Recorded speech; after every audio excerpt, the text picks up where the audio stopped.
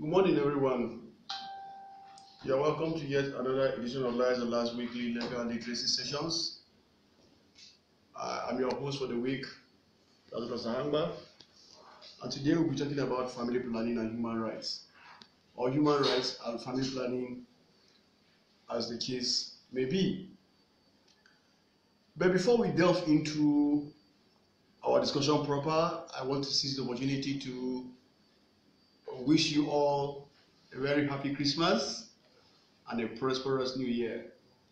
And this particular session and edition marks the end of our weekly sessions for the year. We'll be resuming on the 17th. Our sessions will resume again on the 17th of January, and I urge you all to catch up or to keep a date with us upon resumption. I want to thank you all for being with us through the year and up to this moment. Having said that, let us go to our discussion proper. Like I said earlier, today our discussion will be focusing on family planning and human rights. Family planning is an integral section or an integral part of sexual and reproductive health rights.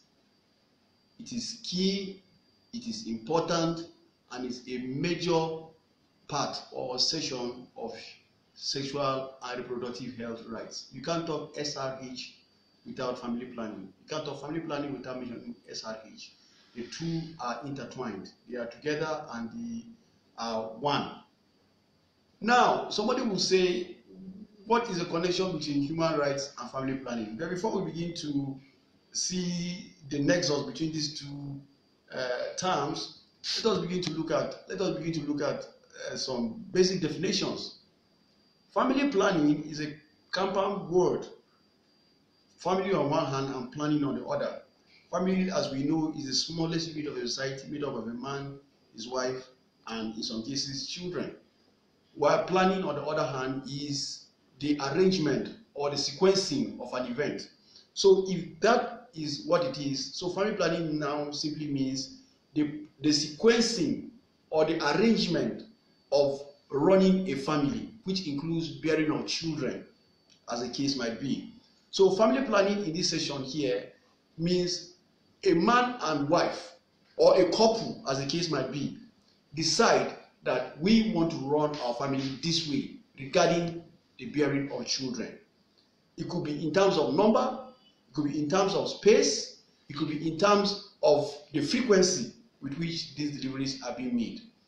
Now, having said that, what is human right? Human right, on the other hand, as we said in our previous discussions, is the unalienable rights that a human being possesses due to no other reason but for the simple fact that he or she is human, is unalienable, is non-negotiable, and is sacrosanct.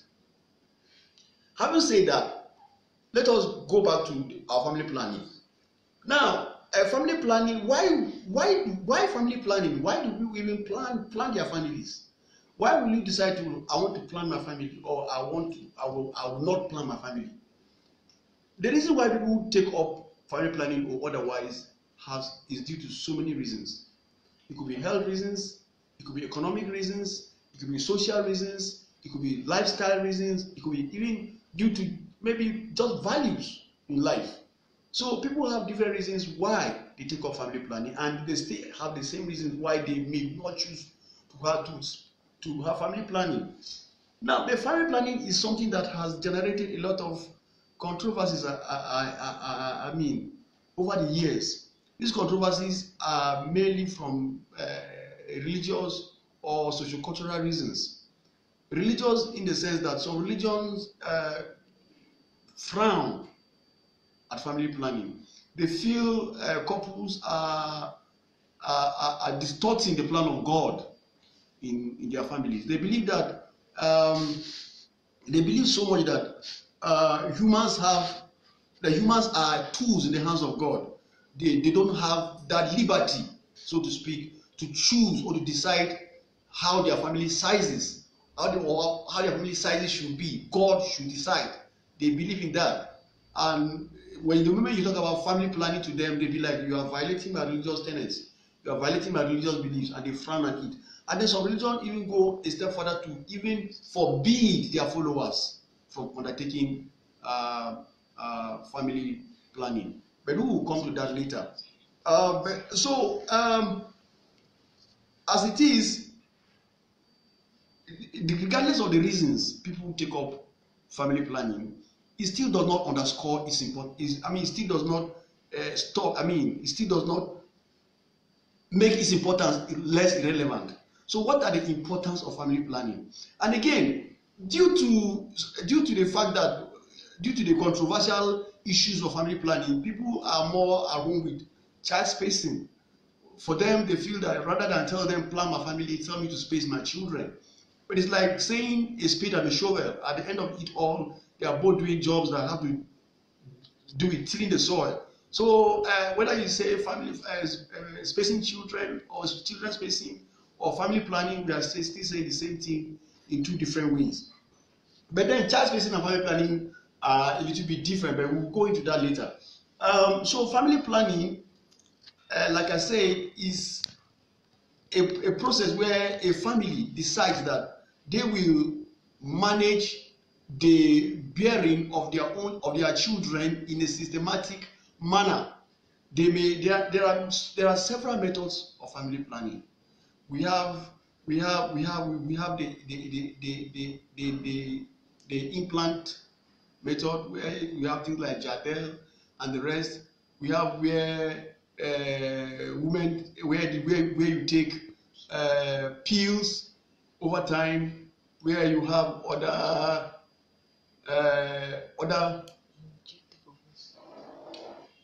several methods of family planning that are being used today. Like I said, implants, pills, condom use, and so many other methods that people use in planning their families.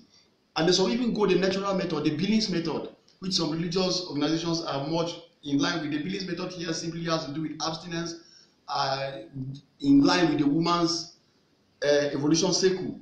But this is not a decision on family planning as per se, in the technical issues of family planning. We are trying to look at it from the angle of human rights and why people should or should not be restricted from undertaking family planning. So the whole world is talking about family planning now, basically because of population issues and economic reasons. If you look at it, Nigeria's we don't even know how many citizens are there in Nigeria, but estimated numbers range our population at over 200 million. Some say 198 million, 195 million. We don't know exactly how many we are in Nigeria, and that's how it is globally. The global population is burgeoning, is growing up in leaps and quantum. Every day people keep having children. And then, in as much as this population is increasing at an alarming rate, inversely, our economic is downsizing, is shrinking. People's economic capacities are beginning to shrink to a point whereby families cannot cater for their children anymore. A man that earns far less than 20,000 naira a month is having 7-8 children.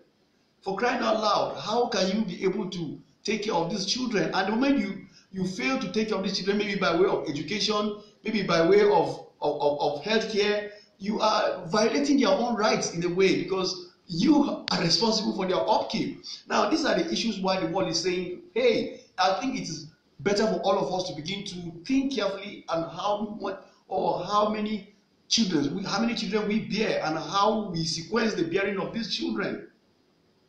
So that is one of the reasons why family planning is important. That's the reason why the whole world is saying that we should come together and begin to take a second look at our families. It's not so. Having said that, where is the human right connection to this now? The human right connection to it is that as a unit in a society, that's a family now, you have the right, unalienable right, regardless of religion, regardless of faith, regardless of your cultural affiliations, to determine how your family is going to look like? You have the right to decide to have children once in every 5 years. You have the right to decide to have a child once in your lifetime. In fact, you have the right not to even have a child at all. It's your right as a person. And these rights, like we said, are unalienable. They are non-negotiable. And they are sacrosanct. That is, they are God-given. Nobody has any right to tell you you must bear children when you know that you cannot afford to take care of the children.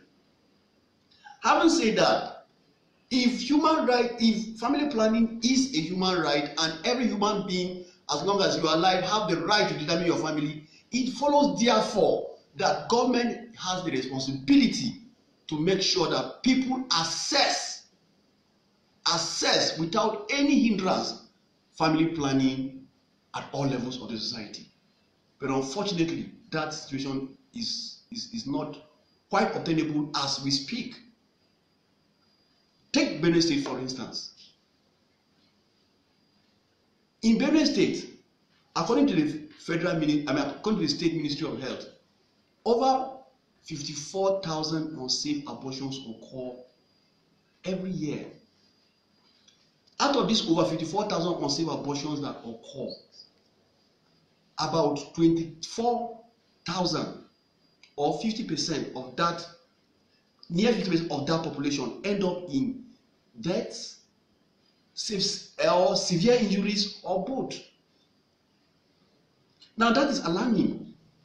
Now, why do these figures keep occurring? Because youths, young girls and women out there don't have access to family planning services. It's not as if there is complete or there is no access at all. There is, but the access is very, very limited. The Benue State Ministry does not even have a budget for family planning. Rather, it is lumped under sexual and reproductive health rights, and that is a whole 9 yards. Under the sexual and reproductive health rights, they allocate about, the last time I checked, about 4 years ago, the last time I checked, the family planning budget for less than 1 million. And that 1 million, there are especially no releases.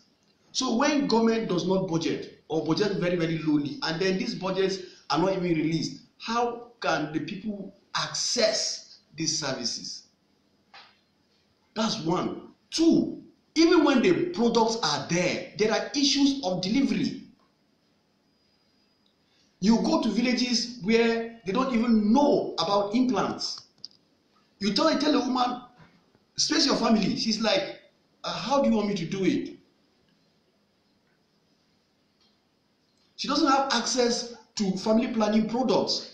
And sometimes the products are there in the ministries, but there is no means of transporting these products from the ministry storehouse, where they are needed.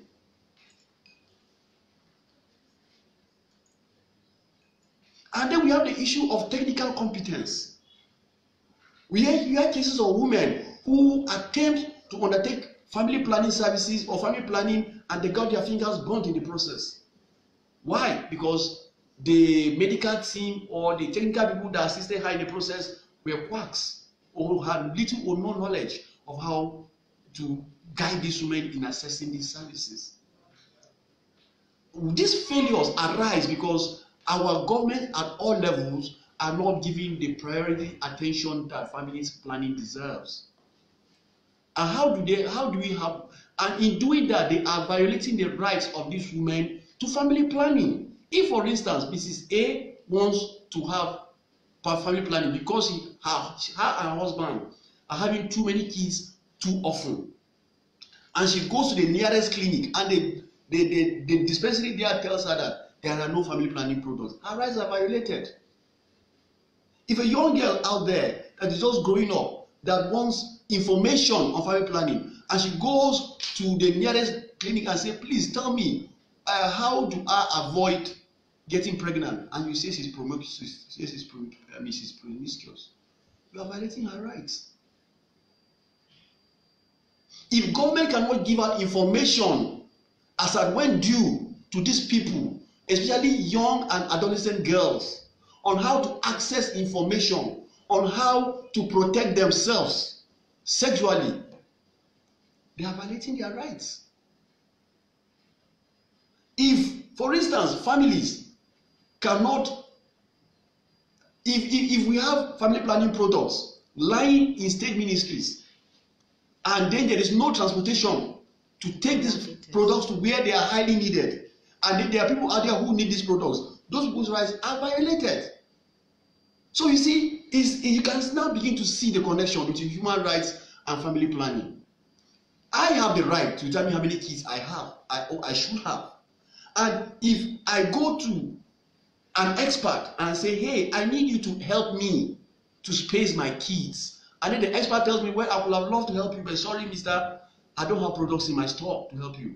Or, well, I would have loved to help you, but you know, there are, or maybe my younger sister who is married in the end of the state that the borders Cameroon wants me to help her access products, and I tell them, hey, go to those who are living at the border between Benue and Cameroon. They need products. I say, well, we don't have vehicles to take those products there.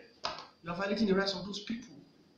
So family planning and human rights are closely knitted. The need here is that government has the responsibility, because the government has the responsibility of providing for its citizens in all areas of right, especially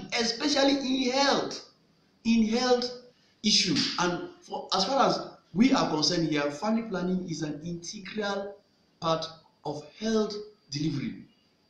Healthcare outcomes is an integral part of it. Now, what are the consequences of this? The consequences of failure of these things is that, one, it leads to loss of lives and property, lives of people. Women die. I told you earlier on that 54,000 abortions occur in Benue annually. Out of these 54,000 abortions that occur, unsafe abortions that occur, and mind you, these unsafe abortions occur because these people who get pregnant unintentionally couldn't access family planning products. If a young girl out there, cannot protect herself, or a young lady cannot protect herself, it's a failure of us, of government, to provide